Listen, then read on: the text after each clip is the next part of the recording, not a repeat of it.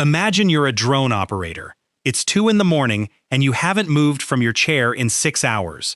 The screen shows a coastline, North Africa maybe, or the southern edge of the Levant. Hard to place at this altitude.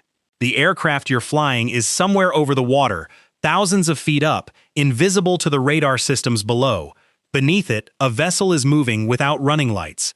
You log it, timestamp, coordinates, bearing. Then you go back to watching. What you don't think about, because why would you, is where you're sitting. You're in Sicily, on a runway the U.S. Navy built in 1959 on the flat agricultural plain below Mount Etna. And from this single airfield, the drone you're flying can reach Tripoli, Beirut, Istanbul, and Tunis without refueling. 3 continents inside 1 operational radius. No other permanent Western Alliance base can say that. That's not an accident. That's geography. And geography in this part of the world has been deciding wars for 3,000 years. Retention, checkpoint 000, hook. NAS Sigonella sits about 30 kilometers from Catania. From the highway, you'd see hangars, runways, a perimeter fence, antenna arrays, the kind of installation you'd pass without looking twice. The base doesn't advertise itself, neither does what happens inside it. What you can't see from the road is the reach. The P-8 Poseidon maritime patrol aircraft based here survey the entire Mediterranean basin in a single sortie. The surveillance drones extend that radius deep into North Africa and east toward the Levant. Since Russia began its sustained Mediterranean naval buildup in 2022, Sigonella's operational tempo has increased year over year. The place that looks quiet runs around the clock. Here's what's most surprising about Sigonella. None of this was the plan. It was designed as a logistics node, a refueling stop, a place to park aircraft that didn't fit elsewhere in the southern NATO flank. The geography turned it into something larger, not by decision, by math. To understand how, you need to understand what the Mediterranean actually is. Not a body of water, a corridor. 3 choke points govern almost everything that moves through it: the Strait of Gibraltar in the west, the Suez Canal in the east, and the Strait of Sicily in the middle, a narrow passage between the island and the Tunisian coast. Every vessel moving between Europe and Asia, every tanker routing from the Persian Gulf to northern Europe, every container ship crossing between the Atlantic and Indian Oceans navigates at least 2 of those 3 points. Close to a fifth of global seaborne trade moves through this corridor every year. Sicily sits directly across the middle one. Not scenery, mechanism. The island physically divides the western Mediterranean from the eastern. Any fleet that wants to operate freely across the full sea must either transit the Strait of Sicily or route hundreds of miles around it. There is no course that avoids the island's shadow. Control Sicily, and you don't control the Mediterranean, but you see everything moving through its center. This is why every major power that ever tried to dominate the Med put forces on this island. The Phoenicians built coastal settlements here. The Greeks colonized the eastern shore. Rome fought 2 catastrophic wars against Carthage, partly over who controlled this territory. Arab forces arrived in 827 AD and held Sicily for over 2 centuries, using it as a launch point into the Italian peninsula.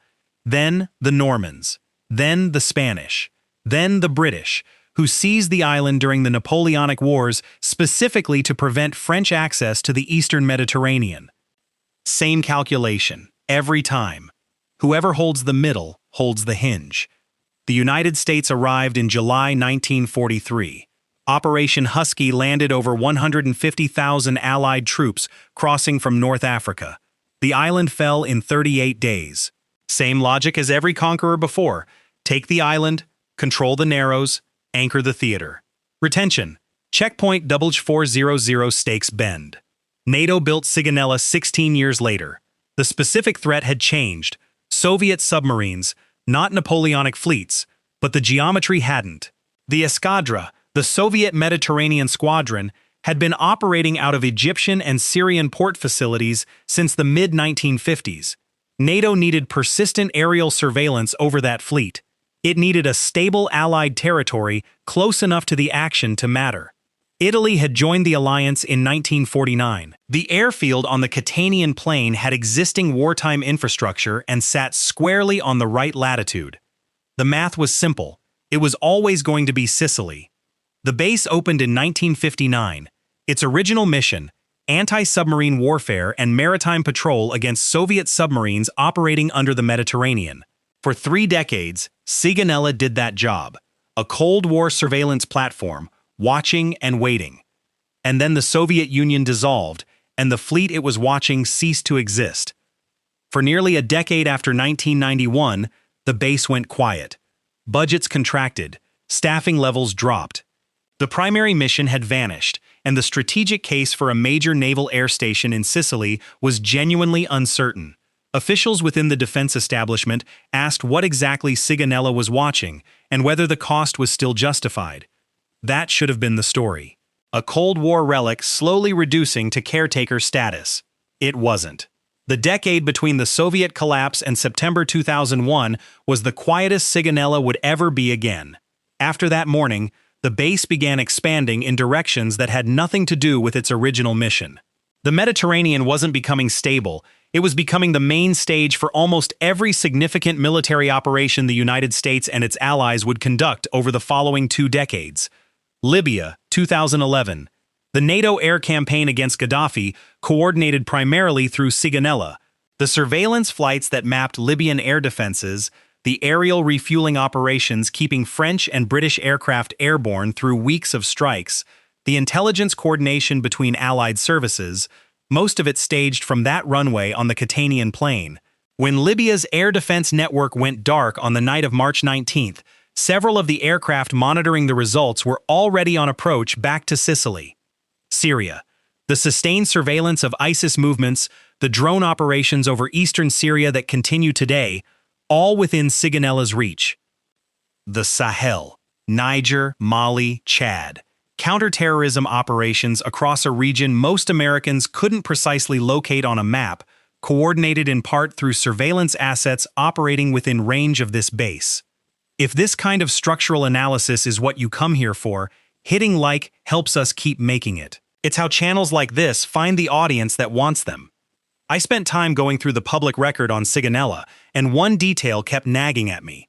In 2013, Delta Force operators captured Abu Anas al-Libi, a senior al-Qaeda figure, in broad daylight on a street in Tripoli. The aircraft that extracted the team out of Libya staged through Sigonella. A base built to track Soviet submarines became the logistics platform for a special operations raid 3 miles from Tripoli's city center. The geography doesn't care what the mission is. It keeps providing the same answer. Retention. Checkpoint of this 50% mid-roll hook. Which raises a question that most coverage of Sigonella avoids. What does Italy actually know about what's happening on its own territory? The legal framework is a 1954 Status of Forces Agreement, updated periodically, giving the United States operational rights on Italian soil as part of NATO obligations. Italy receives alliance protection, economic activity near the installations, and formal consultation rights on operations. Full operational transparency is something else. The Achille Lauro crisis of 1985 made this visible in a way that couldn't be quietly managed. Palestinian hijackers seized an Italian cruise ship, killed an American passenger. U.S. Navy fighters intercepted the Egyptian airliner carrying the hijackers without telling Rome and forced it to land at Sigonella. Italian Prime Minister Bettino Craxi deployed carabinieri around the plane. Armed American forces surrounded them. For hours, 2 Allied militaries faced each other across a Sicilian runway with loaded weapons and no clear orders. The standoff ended without shots. The hijackers were eventually handed to Tunisian custody, which enraged Washington. The U.S. ambassador was temporarily recalled. Congressional hearings were held. The alliance strained visibly in a way that rarely happens between partners who depend on each other. Then it absorbed the strain, and the base kept running. That's how alliances actually function, not through perfect alignment of interests, but through asymmetric absorption of friction. The smaller partner absorbs the cost of the larger partner's unilateral actions. The larger partner provides the security framework that makes the arrangement politically survivable for both sides. Nobody pretends it's equal. Everyone pretends it's a partnership. Here's the read on that episode that most coverage doesn't say directly. Italy was legally correct, and Washington knew it. Intercepting a sovereign nation's aircraft in international airspace was dubious. Forcing it to land on Italian soil without Italian authorization was an exercise of power, not treaty rights. The operation worked. The hijackers were eventually prosecuted. That doesn't change the nature of what happened. The United States conducted a military action over a sovereign ally's territory and dared Rome to object. Rome objected. Nothing changed. In July 2026, the Mediterranean is the most militarized it has been since the Cold War. Russian warships transit the Turkish Straits at a pace not seen in decades. Iranian naval activity in the Eastern Med has expanded substantially since 2024. Chinese infrastructure investment has reshaped port access across North Africa and Southern Europe. Piraeus, Moroccan facilities, logistics agreements that determine who controls which harbors. The sea that was briefly a comfortable NATO lake is genuinely contested again. Sigonella's tempo has matched this exactly. The base is running at activity levels that exceed even the peak Libya years. New maintenance facilities have been completed. German maritime patrol aircraft and French ATL-2s now operate regularly alongside American assets, using the same geography the United States had been using for 65 years, following the same strategic logic the Romans applied for 20 centuries before that. What strikes us about this is not the specific missions or the specific hardware, it's the repetition. Every time the Mediterranean becomes contested, every time a new actor or a new crisis demands surveillance, projection, or sustained presence, the operational answer routes through the same island, the same narrow passage, the same flat plain below the volcano. The geometry doesn't negotiate, it just waits. Will space-based surveillance eventually reduce the strategic value of a fixed airfield like Sigonella? Comment yes or no. That's a genuine open question, not a rhetorical one. The argument for yes, satellite constellations are finally dense enough to provide persistent coverage without fixed terrestrial platforms. The argument for no, you still need somewhere to launch from, somewhere to process intelligence, somewhere to stage personnel and aircraft for actual operations. Geography has heard arguments like this before. It usually wins. The drone operator from the opening finishes his shift before dawn and drives out through the perimeter gate onto the highway toward Catania. He's thinking about breakfast.